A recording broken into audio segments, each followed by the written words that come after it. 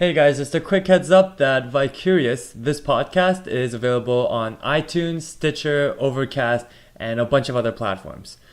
And also, if you've been enjoying my podcast episodes, please feel free to share it with your friends. I definitely appreciate it if you can let them know the journey that I took. Thanks.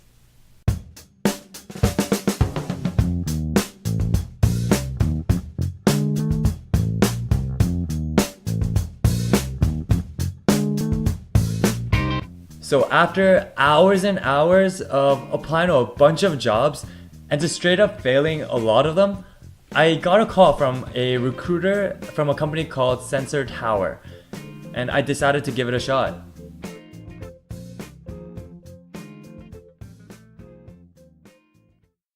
So one day I got an email from a person named Rumiko, and she said, "Thank you for your application to our strategic consultant position. Are you planning on making a coast-to-coast move soon? Cool to see you're a dancer. We'll speak the same lingo there. I'd love to hop on a call to discuss your background and this position further. Your strong analyst background is really interesting and could translate well to this role."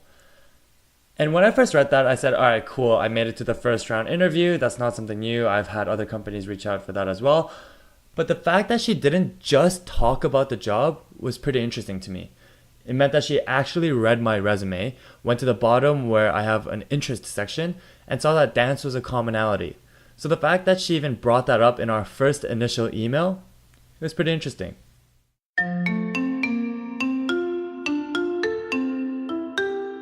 So I'm not sure if you guys get this as well, but no matter how many phone interviews I do, I get nervous every single time. So there's a few things I do before I actually get the phone call. First, I put on some really upbeat music, whether it's EDM, hip hop, anything to just really get me excited. And while I have that on, I pace around the room, and I'm actually usually dancing as well, just to loosen myself up and prepping myself for the call. By this point, I've probably done as much as I could in terms of practicing, so it's really just staying energized and ready for when the call comes in. And then I got the call.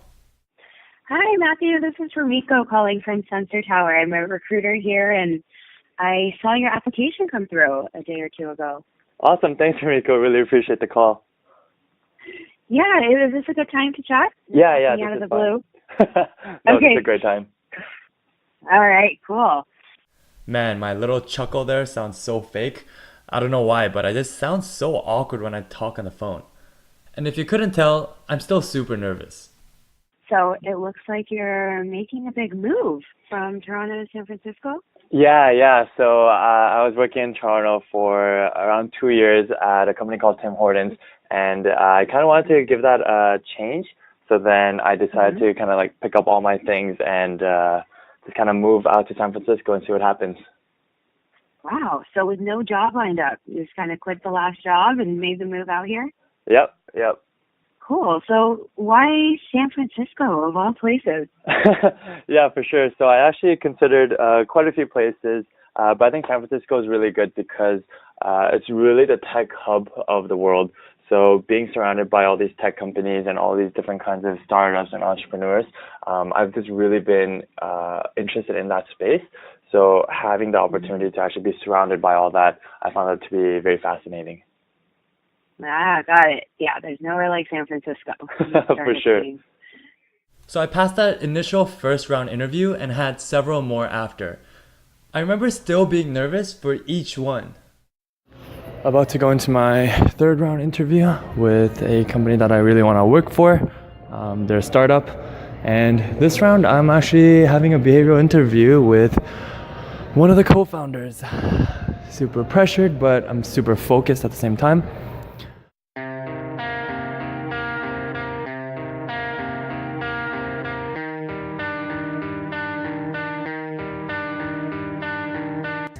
I guess startups are a little more different because even though this wasn't the final round, I was having an interview with one of the co-founders of the company.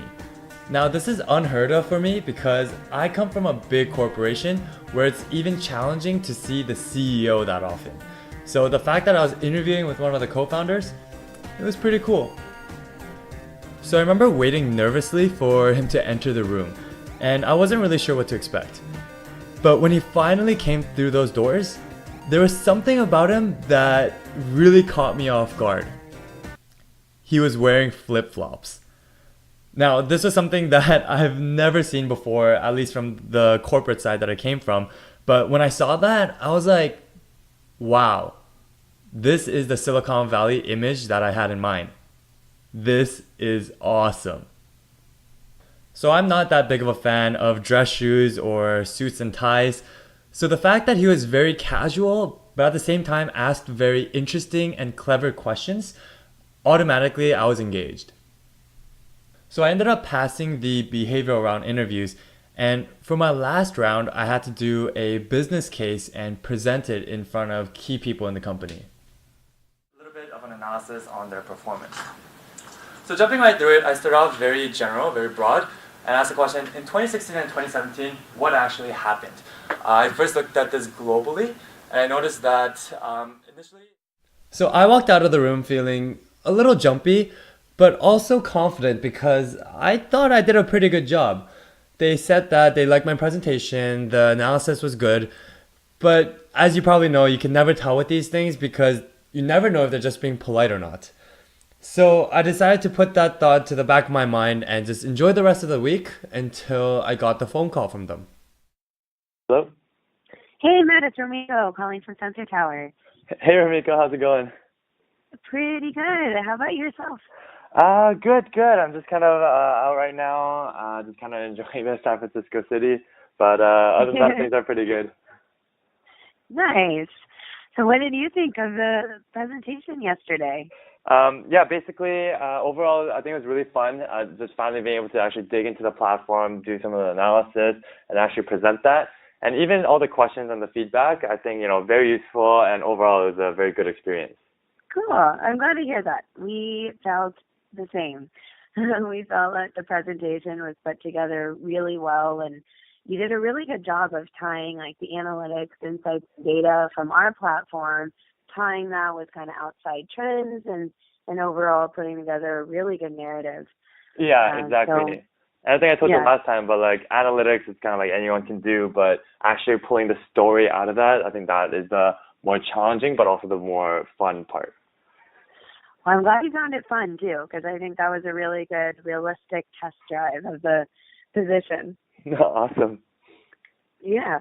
So all in all, we're feeling really positive, as we have throughout the process with you. And so we'd love to move into an offer.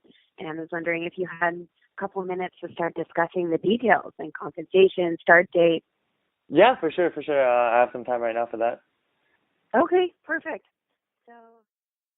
So I didn't show it in the call, but I was actually super happy. Like, I did a fist pump in the air, I jumped a little bit, because all the hours that I put into this, it finally paid off. And to finally hear someone say, we'd like to extend you an offer, I honestly can't explain how happy I was.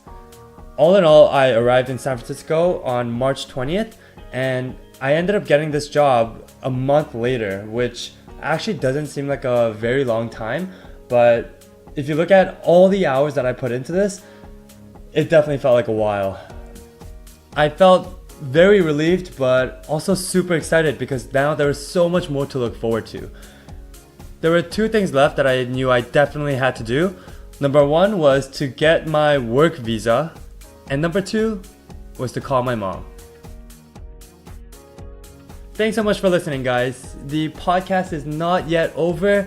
Next week's episode gets really intense because I honestly didn't know how tough it was to get a working visa in the US. So stay tuned.